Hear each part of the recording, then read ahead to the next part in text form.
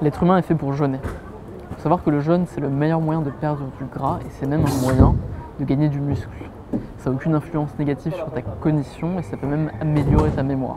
Il faut savoir que l'homme préhistorique a beaucoup jeûné pour la simple raison que les hommes préhistoriques n'avaient pas de frigo. Mais le problème et la raison pour laquelle on ne sait pas ça, on ne sait pas tous les effets positifs du jeûne, c'est simplement qu'il n'y a pas de lobby derrière qui a un intérêt à ce que tu manges moins, à ce que tu consommes moins. On va voir plusieurs études qui prouvent que le jeûne est bon pour toi, s'il reste sur le court terme.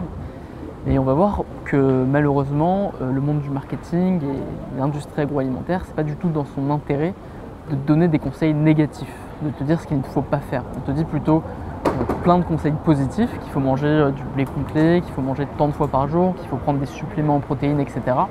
Mais le meilleur conseil qui soit, c'est simplement de moins manger et de pratiquer le jeûne régulièrement. On peut trouver plein de conseils différents et contradictoires sur plein de moyens, plein de régimes pour perdre du poids. Mais la seule réalité scientifique, la seule chose qu'on sait avec certitude, c'est que le meilleur moyen de perdre du poids, c'est simplement de prendre moins de calories, de moins manger. Et pourtant, on parle moins de ça, c'est la solution la plus simple. Il faut savoir que pour un régime alimentaire, plus il est simple, plus un régime est simple, plus il a de chances de marcher. Et plus il est complexe, plus il y a de chances qu'il soit créé par des pros du marketing. La raison pour laquelle le jeûne est moins prôné par rapport à toutes ces méthodes pour perdre du poids facilement, c'est simplement que le jeûneur n'est plus un consommateur. Le premier mythe à propos du jeûne, c'est que quand tu jeûnes pendant longtemps, tu peux rentrer en mode famine, tu peux rentrer en mode stockage de graisse. La réalité scientifique, c'est que c'est absolument faux, c'est prouvé par plusieurs études. En fait, l'homme, l'être humain, est programmé pour stocker des graisses quand il a un surplus calorique, c'est normal et c'est toujours comme ça. Mais quand tu jeûnes, tu rentres dans une phase où tu perds du gras. Et c'est même le seul moyen de perdre du gras. Il faut avoir des périodes de jeûne courtes. Ce que recommande l'auteur du livre Eat Stop Eat, c'est d'avoir une fois par semaine 24 heures de jeûne. Parce qu'il explique que si tu jeûnes moins de 24 heures, il n'y a que des effets positifs. Le corps humain n'est pas du tout adapté à l'idée d'avoir 3 repas bien espacés et réguliers, voire même 4 repas par jour. C'est pas du tout quelque chose pour lequel on a évolué. On a besoin de se vider de nos graisses. Les graisses servent uniquement à ça, à servir de stock pour les périodes où on ne mange pas. Et malheureusement, on n'a pas l'occasion de brûler ces graisses si on mange beaucoup trop souvent et qu'on n'a jamais ces périodes de jeûne. La théorie des gens qui disent que le jeûne c'est quelque chose qu'il ne faut passer en mode stockage, c'est que quand on jeûne trop longtemps, en fait ça augmenterait le métabolisme de base. Le métabolisme de base, c'est les calories que tu consommes tous les jours juste pour rester en vie. Si tu restes toute la journée assis, il se peut que tu consommes 2000 calories. Et donc l'idée, la théorie des gens qui sont contre le jeûne, c'est que si tu jeûnes trop longtemps, si tu passes en mode famine, ce métabolisme de base va diminuer. Sauf que dans une étude qui a été faite sur 29 hommes, on a observé qu'après 72 heures de jeûne, leur métabolisme de base n'avait absolument pas changé.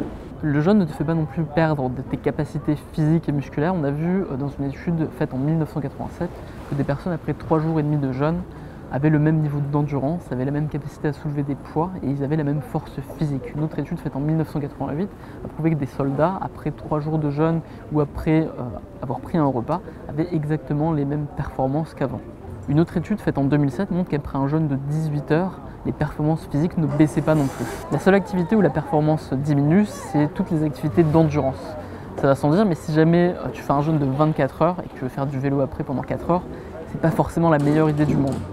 Pour la simple raison que tu n'as pas de stock, tu as vidé ton gras et tu n'as plus forcément de stock pour dépenser de l'énergie pendant longtemps de manière continue. On a aussi fait des études scientifiques pour voir quelle était la différence sur les capacités cognitives après un jeûne de 24 heures. On a vu qu'il n'y avait aucune différence au niveau de la concentration, au niveau du temps de réaction. On a même vu que ça pouvait améliorer les capacités de mémorisation. Les effets bénéfiques du jeûne sur le corps sont valables uniquement si tu maintiens une forte activité physique. Dans une étude faite en 1999, on a observé qu'après 12 semaines où des personnes mangeaient seulement 800 calories par jour et 80 grammes de protéines, que leur capacité musculaire restait la même et qu'ils ne perdaient absolument pas de masse musculaire. La condition à ça, et ce qu'ils faisaient, c'est que 3 fois par semaine, ils soulevaient des poids.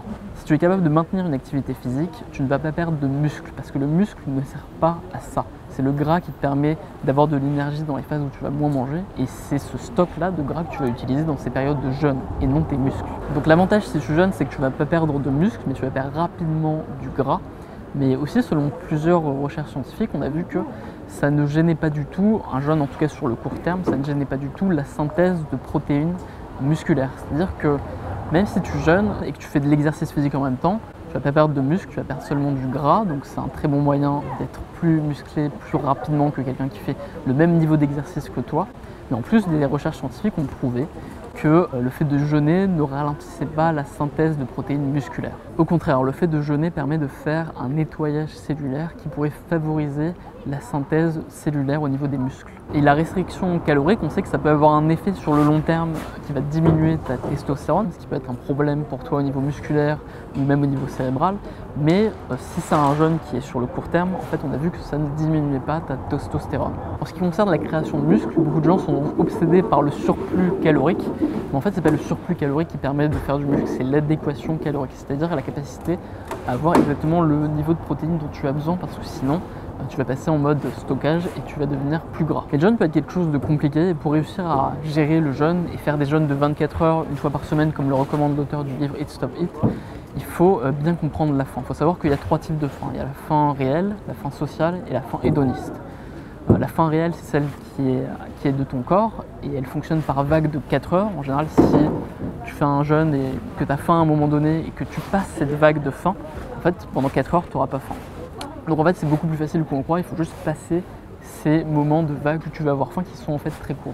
La faim sociale, c'est simplement la faim que tu as parce que tu vois d'autres gens en train de manger devant toi, et puis la faim hédoniste, c'est simplement le fait d'associer du plaisir au fait de manger et voir ça comme une récompense. Et c'est un réflexe qu'il faut casser si tu veux réussir à jeûner et à mieux manger. La faim est directement liée à des hormones importantes pour ton corps. Quand tu manges et quand tu as du glucose de manière importante dans le sang, ton taux d'insuline va augmenter. L'insuline, c'est ce qui va dire à ton corps de stocker le glucose pour faire des graisses. Par contre, si tu jeûnes pendant quelques temps, tu as une hormone contraire à l'insuline qui va augmenter, alors que l'insuline va diminuer.